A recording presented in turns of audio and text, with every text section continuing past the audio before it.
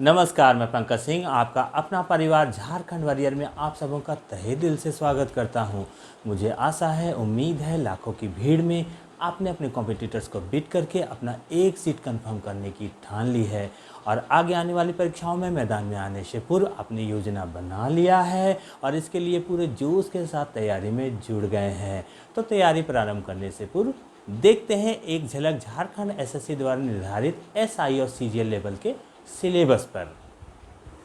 तो एक ओर जहां जेएसएससी के एसआई सिलेबस में गणित के अर्थमेटिक पोर्शन को शामिल किया गया है, वहीं दूसरी तरफ जेएसएससी के सीजीएल में अर्थमेटिक के साथ साथ एडवांस मैथ्स के पोर्शन को भी शामिल किया गया है। अब हम लोग ध्यान देते हैं अर्थमेटिक और एडवांस मैथ में किस तरह का फ़र्क है।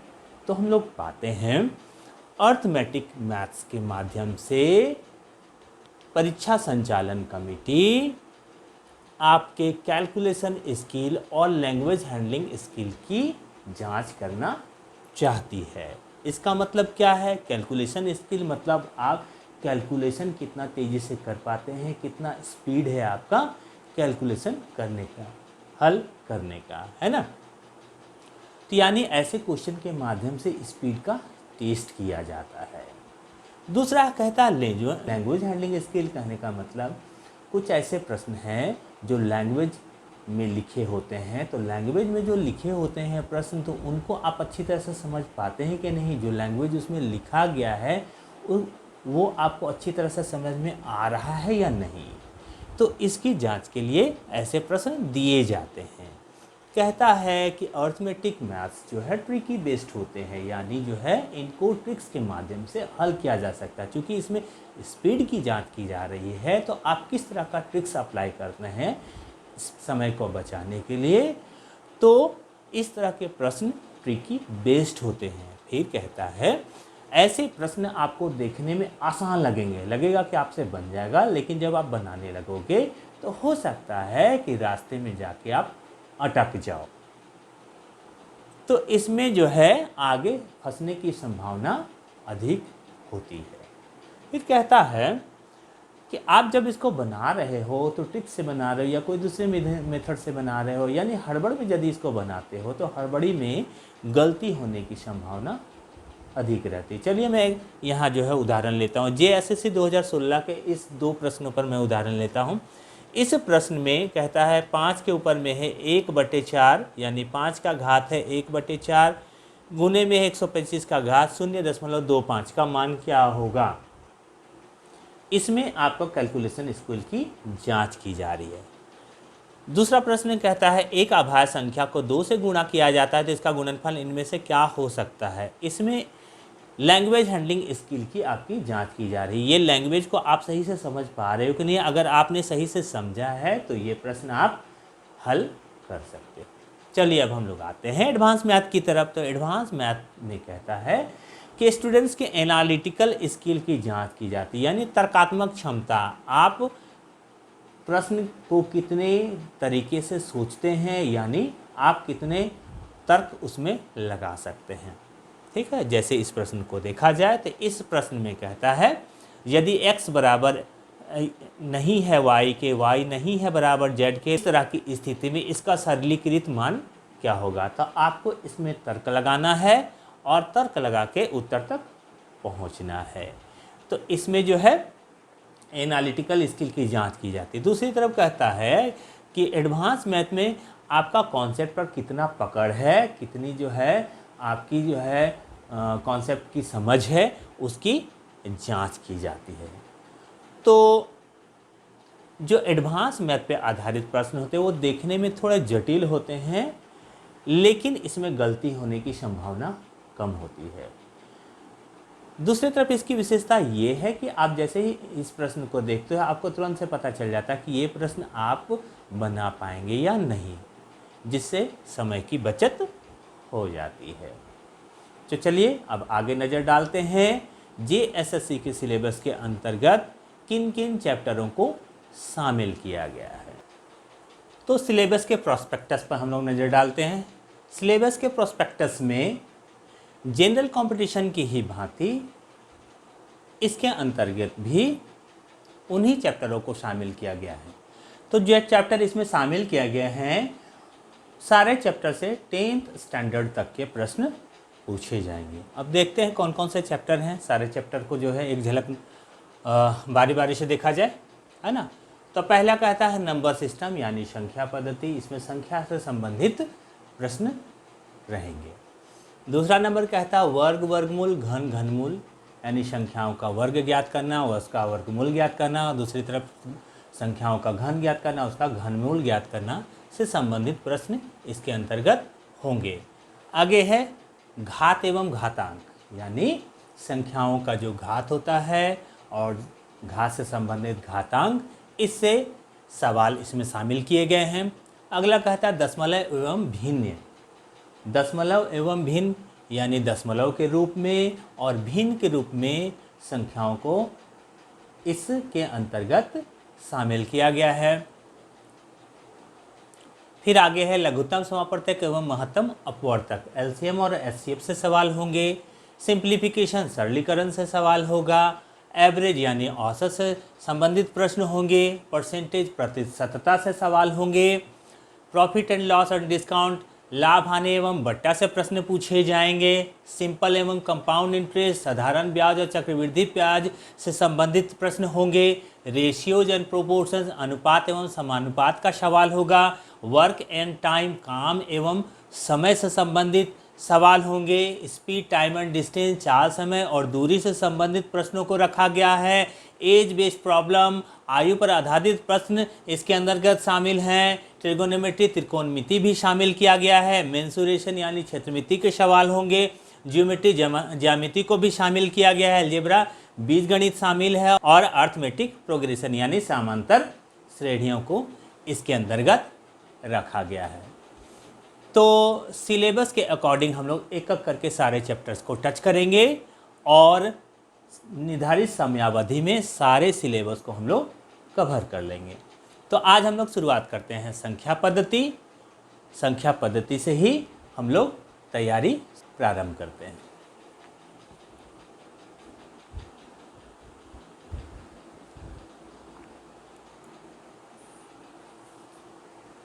अब देखते हैं गणित क्या है। गणित ज्ञान की वह शाखा है जिसमें गणना संबंधी क्रियाविधियों का अध्ययन किया जाता है। अब सवाल ये उठता है गणना क्या है। गणना यानी गिनती। गिनती का मतलब ये नहीं कि 1 2 3 4 5 6 7 8 इस तरह से गिन दिए तो गिनती। गिनती का मतलब उन सारी क्रियाविधियों से है जिनमें गणना शामिल है, जैसे जोड़ घटाव गुणा भाग लघुत्तम महत्तम बट्टा प्रतिशतता आकलन व्याकलन आदि जितनी सारी क्रियाविधियाँ हैं सारी की सारी गिनती है, सारी की सारी गणना है। यानी गणित के अंतर्गत अध्ययन की जाने वाली सारी क्रियाविधियाँ हैं।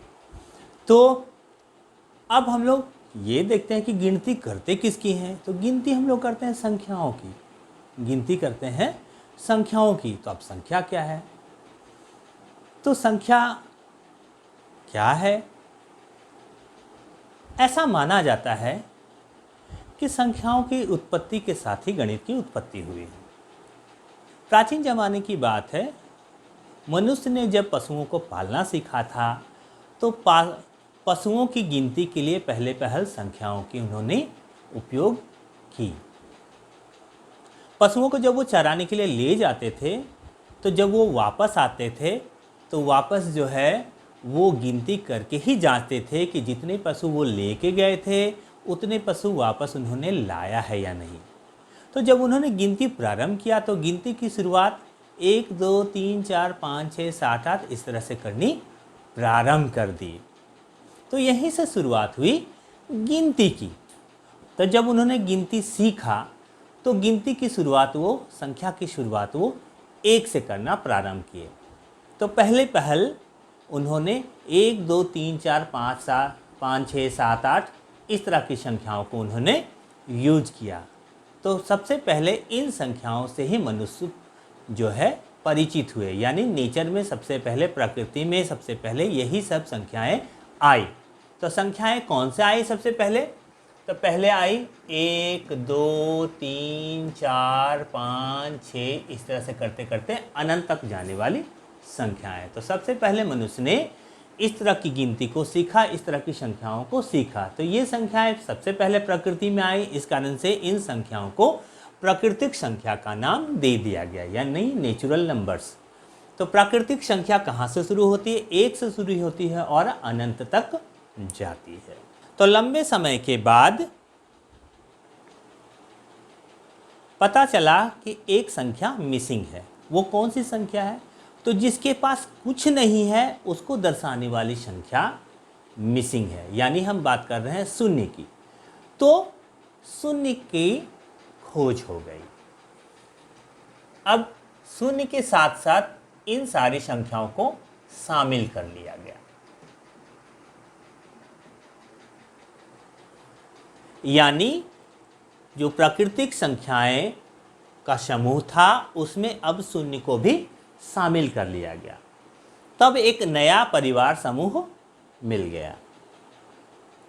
तब लोगों को लगने लगा कि अब सारी की सारी संख्याएं पूरी हो गई, अब कोई भी संख्या बाकी नहीं है, यानी संख्याओं का जो समूह है वो पूर्ण हो गया। इसलिए इन संख्या समूह का नाम पड़ गया पूर्ण संख्या। यानी पूर्ण संख्या समूह में शून्य से लेकर 1 2 3 4 की से आगे बढ़ते हुए अनंत तक जाने वाली सारी संख्याओं को शामिल किया गया है।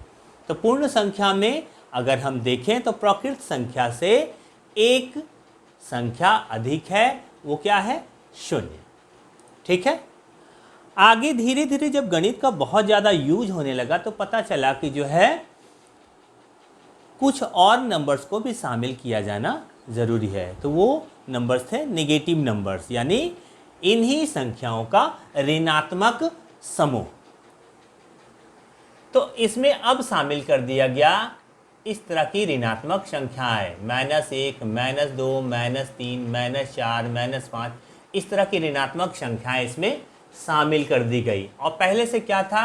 शून्य के साथ साथ 1 2 3 4 इस तरह से अनंत तक जाने वाली संख्याएं। तो अब जो नया संख्या समूह मिला, ये जो नया संख्या समूह का परिवार जो इस तरह का मिला, जिसमें ऋणात्मक संख्याएं, धनात्मक संख्याएं और शून्य सारी संख्याएं शामिल हैं, तो इस संख्या समूह के परिवार को नाम दिया गया इंटीजर्स, यानी पूर्णांक संख्या। तो पूर्णांक संख्या में हम पाते हैं कि धनात्मक पूर्णांक संख्या और ऋणात्मक पूर्णांक संख्या के साथ साथ शून्य भी शामिल है, यानी इंटीजर्स पूर्णांक संख्या समूह परिवार में सारी धनात्मक संख्याओं के साथ साथ ऋणात्मक संख्या एवं शून्य को शामिल किया गया है।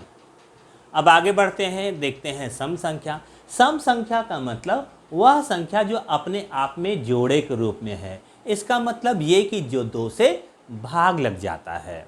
तो 2 से भाग लग जाता है तो कौन कौन सी संख्याएं हैं? तो शुरुआत से करें हम लोग, तो 1 जो है 2 से भाग नहीं लगता, तो 1 जो है सम संख्या नहीं है। 2 से भाग लग जाता है तो 2 सम संख्या।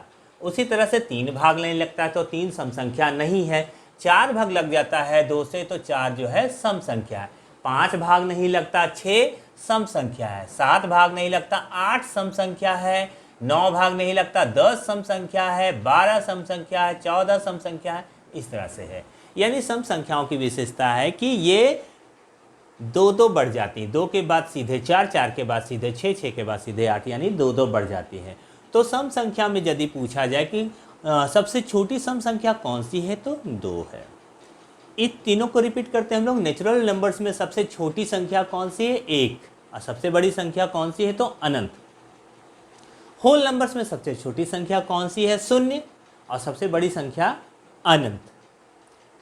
इंटीजर्स में अगर पूछा जाए सबसे छोटी संख्या कौन है? अनंत ऋणात्मक संख्या। और सबसे बड़ी संख्या कौन है? तो अनंत धनात्मक संख्या। इवन नंबर्स की बात करें तो इवन नंबर्स में सबसे छोटी संख्या 2 और सबसे बड़ी संख्या अनंत। अब हम आते हैं ऑड नंबर पर। ऑड नंबर विषम संख्या, यानी 2 से भाग नहीं लगने वाली संख्या है। तो कौन कौन सी है? शुरू से बात करें तो वो संख्या है 1। ये 2 से भाग नहीं लगती। 2 को नहीं रखेंगे क्योंकि 2 जो है 2 से भाग लग जाता है। 3 रखा जा सकता है क्योंकि 3 जो है 2 से भाग नहीं लगता। 4 नहीं रखा जाएगा, 5 रखा जा सकता है। 6 नहीं रखा जाएगा, 7 रखा जा सकता है। 8 नहीं रखा जाएगा, 9 रखा जा सकता है। 10 नहीं रखा जाएगा, 11 रखा जा सकता है। 13 रखा जा सकता है। इस तरह से संख्या है।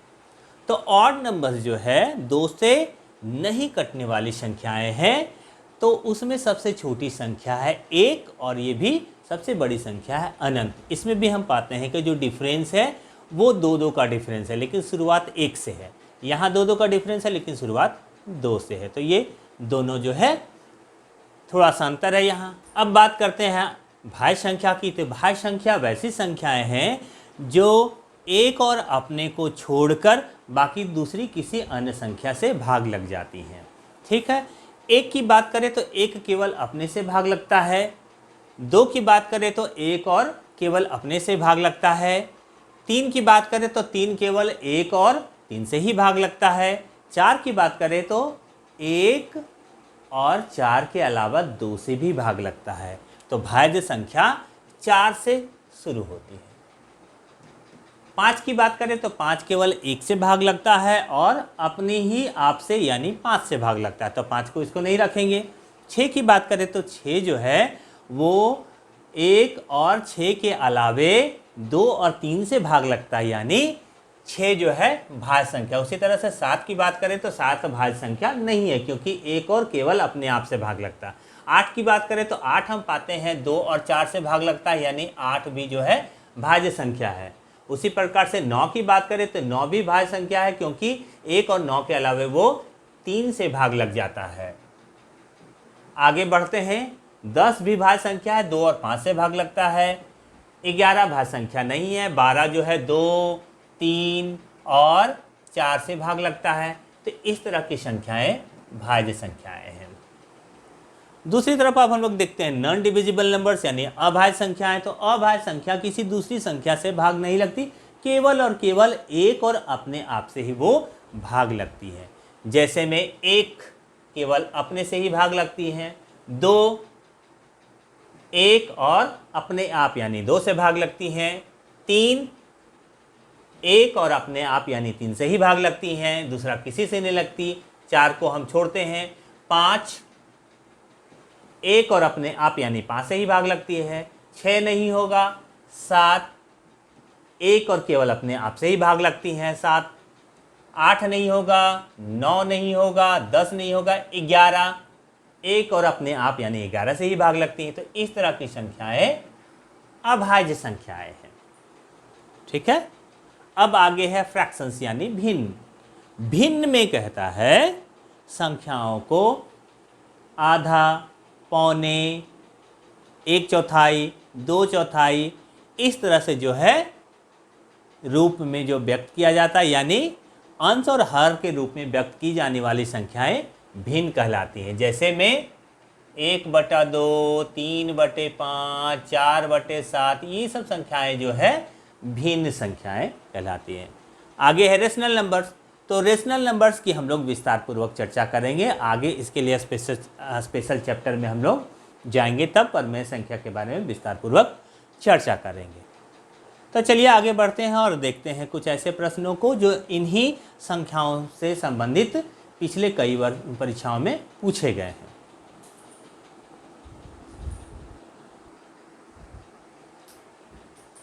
JSSC 2016 में एक प्रश्न पूछा गया था, एक अभाज्य संख्या को 2 से गुणा किया जाता है तो इसका गुणनफल इनमें से क्या हो सकता है।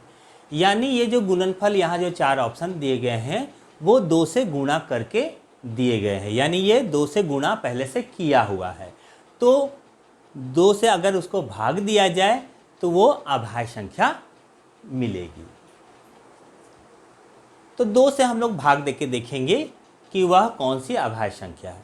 तो 2 से जब हम लोग भाग देते हैं तो उससे पहले हम लोग क्या करेंगे कि ऑप्शन को शॉर्ट करेंगे, यानी ऑप्शन को ओमिट करेंगे। जो ऑप्शन हम लोगों को नहीं लग रहा उसको हम लोग गायब करेंगे। तो गायब कैसे करेंगे, तो कहता है कि ये जो है गुणा किया हुआ है 2 से, तो 2 से जब भी गुणा किया जाएगा तो सम संख्या मिलेगा।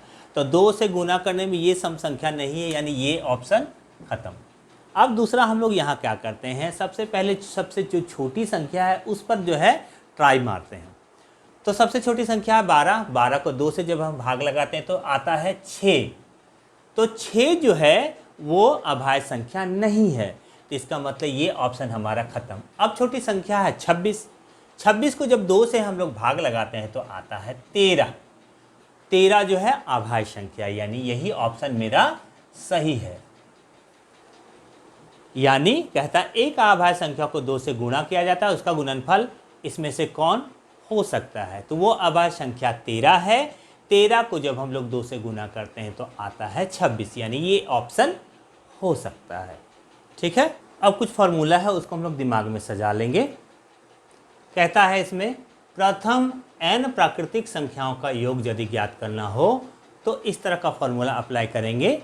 इसका मतलब क्या है, इसका मतलब है प्राकृतिक संख्याएं 1 2 3 4 5 6 कहाँ से शुरू करके तो प्रथम यानी शुरू से शुरू करके 1 2 3 4 5 इस तरह से जुड़ना हो, 1 जोड़ 2 जोड़ 3 जोड़ 4 जोड़ 5 जोड़ 6 इस तरह से यदि जोड़ना हो तो हम लोग क्या करेंगे, कैसे जोड़ेंगे, इसी फॉर्मूला को अप्लाई करके हम लोग जोड़ेंगे। तो इसमें कहता है n गुने n+1/2। n का मतलब है ये कितनी सारी संख्या है, तो कितनी सारी संख्या है, 1 2 3 4 5 6, 6 संख्या है। तो यहाँ हम लोग लिखेंगे 6 और अंदर में 6 जोड़ 1, 6 जोड़ 1 और उसके नीचे भाग देंगे 2 से।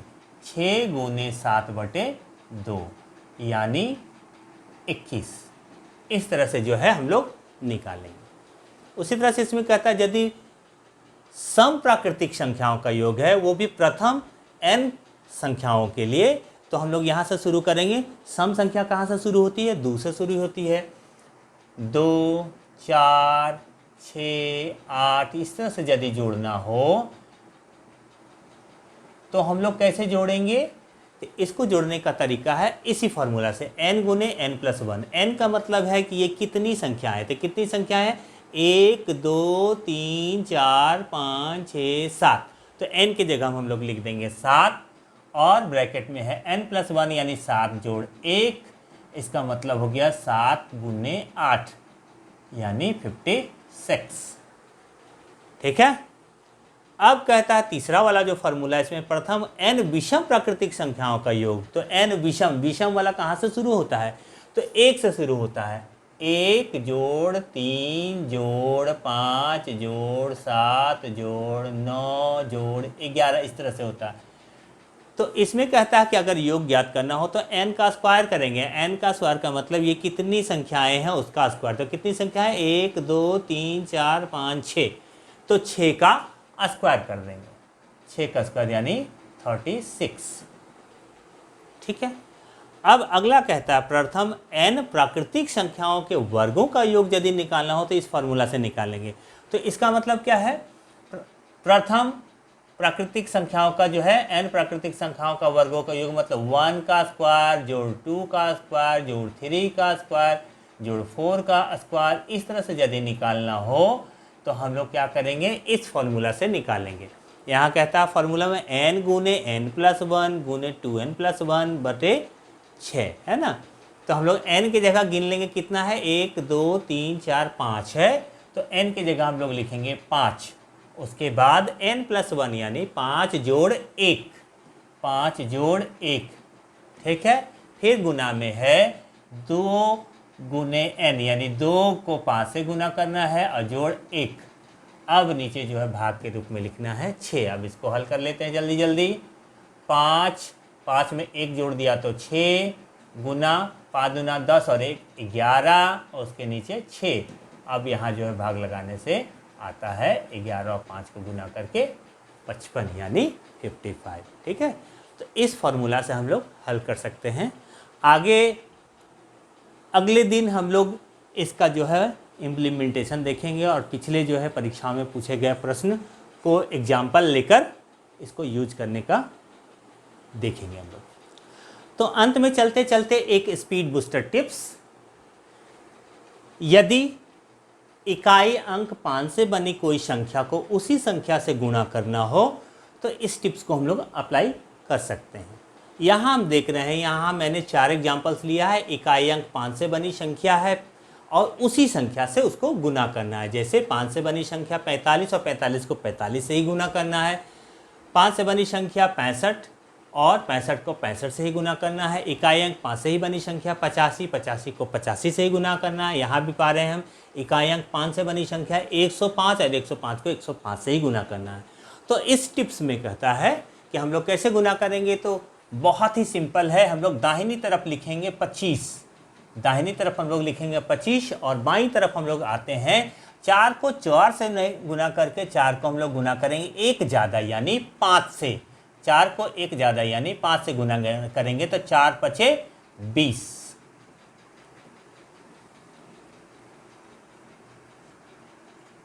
चलिए अब इसमें देखते हैं। उसी तरह से 65 को 65 से गुना करना है तो दाहिनी तरफ लिखेंगे 25, 6 को 6 से ना गुना करके 6 को हम लोग एक ज़्यादा यानी 7 से गुना करेंगे। 6 को 7 से गुना करने से आता है 42। इस गुना में देखते हैं, दाहिनी तरफ हम लोग लिखेंगे 25 और 8 को 8 से न गुना करके 8 को हम लोग गुना करेंगे 9 से यानी आता है 72। उसी प्रकार से 105 को 105 से गुना करना है तो दाहिनी तरफ लिखेंगे 25 और 10 को 10 से ना गुना करके 10 को 11 से गुना करेंगे तो आता है 110। तो ये टिप्स मुझे लगता है कि आप जो है परीक्षा हॉल में अप्लाई कर पाएंगे। तो उम्मीद है आज का वीडियो आपको पसंद आया होगा और आज मैंने जो कॉन्सेप्ट दिए हैं आप जो है पूरी तरह से परीक्षा हॉल में अप्लाई कर सकेंगे। इस चैप्टर से यदि प्रश्न आते हैं तो आपको जो है प्रश्न को हल करने में आसानी होगी। तो बहुत बहुत धन्यवाद आपका, आपने हमारा वीडियो धैर्यपूर्वक देखा, सुना और समझा। तो बहुत बहुत शुभकामनाएं।